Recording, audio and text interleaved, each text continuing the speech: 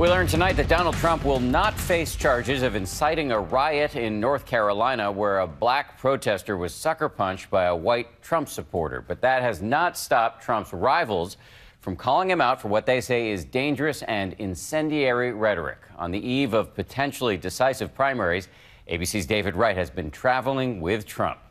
Tonight on the campaign trail, anger management. Practically every stop, USA. The candidate loses his patience, but keeps his cool. Let him go. He'll go back home to mom, and she'll be angry at him. Oh, my goodness, it's so good to be here. Joined in Tampa today by America's most famous political hockey mom, who cried foul. What we don't have time for is all that petty, punk-ass little thuggery stuff that's been going on with these quote-unquote protesters. And the media being on the thug side. What the heck are you guys thinking, media? It doesn't make sense. As the Trump campaign helps stoke America's outrage, Get her out of here. Protesters have always been part of the cost of doing business. Get her out. Get him out. Get out of here. Get him out. That little catchphrase, Get him out of here. Get him out.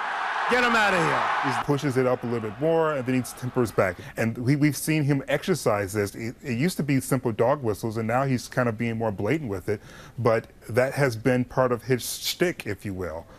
in Kansas City, forget Occupy Wall Street. It might as well have been Occupy Donald Trump.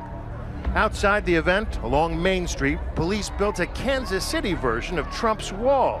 On one side, you've got a lot of Bernie Sanders fans. On the other side, a lot of Donald Trump fans. And a lot of cops in between. Push it back! All of the divisions Trump rails about suddenly conjured up on the streets of an American city. The cops used horses for crowd control. And when that didn't work, they brought out the pepper spray. I've got a mouthful of pepper spray. We gotta be careful here. Some of the protesters clearly had some experience with pepper spray. We got a guy right here. He needs it back. We got you. Give it 2 seconds. All right, now listen. Put your face forward and just leave it there. You go ahead and stand up now, okay? Keep your eyes open. They had gallons of milk candy to neutralize the sting. Kind of gives a whole new meaning to the phrase, feeling the burn. The person you had to feel sorry for was the woman selling Trump memorabilia. What did people do to you? They spit on our stuff. Nobody was changing anyone's mind here. And why do you feel it's important to make your voice heard? We're watching the beginning of a new Third Reich. These people are fascists. One side was calling the other fascists, the other calling them communists. Trump himself has been criticized for egging his supporters on. Do you think he deserves any of the blame? He doesn't egg his supporters on. What it comes down to is people have a personal responsibility to keep themselves under control. The violence isn't just outside the rallies, it's inside them as well. The Trump supporter in Fayetteville took it upon himself to cold cock a protester. Then told Inside Edition the protester got off easy. Yes, he deserved it. The next time we see him, we might have to kill him. Tonight, the Trump campaign issued a statement insisting it is the protesters and agitators who are in violation, not Mr. Trump or the campaign. A candidate for president of the United States should condemn violence,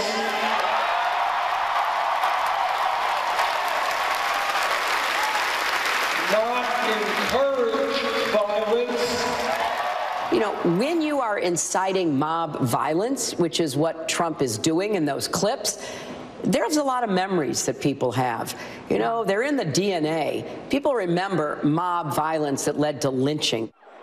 Trump's rallies are now in danger of becoming flash mobs. On Friday, forcing Trump to cancel his rally in Chicago out of safety concerns. Tonight's rally will be postponed until another day. Justifiable safety concerns, it would seem, judging from the clash that ensued between Trump supporters and the demonstrators.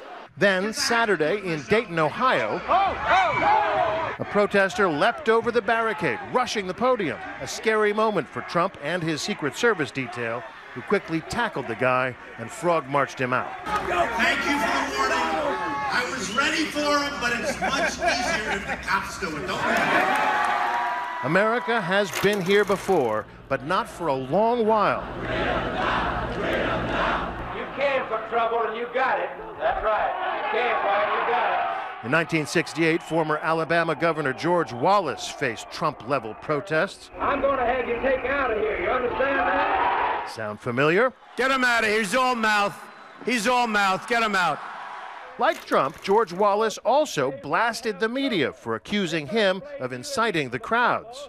Well, I want to tell these newspaper editors, if you think we are causing the trouble, you ought to have your head bored for the hollow horn. If I say don't hurt him, then the press says, well, Trump isn't as tough as he used to be. Can you believe this? George Wallace was shot in 1972, and so we have a history of these ends usually don't come out well, and usually there's something catastrophic that happens. It's unlikely that any of this anger management problem will hurt Trump's results tomorrow. We're going to win, win, win. We're going to win so much you're going to get sick and tired of it. If you're waiting for him to change his tone or his message, don't hold your breath. I'm David Wright for Nightline in Miami.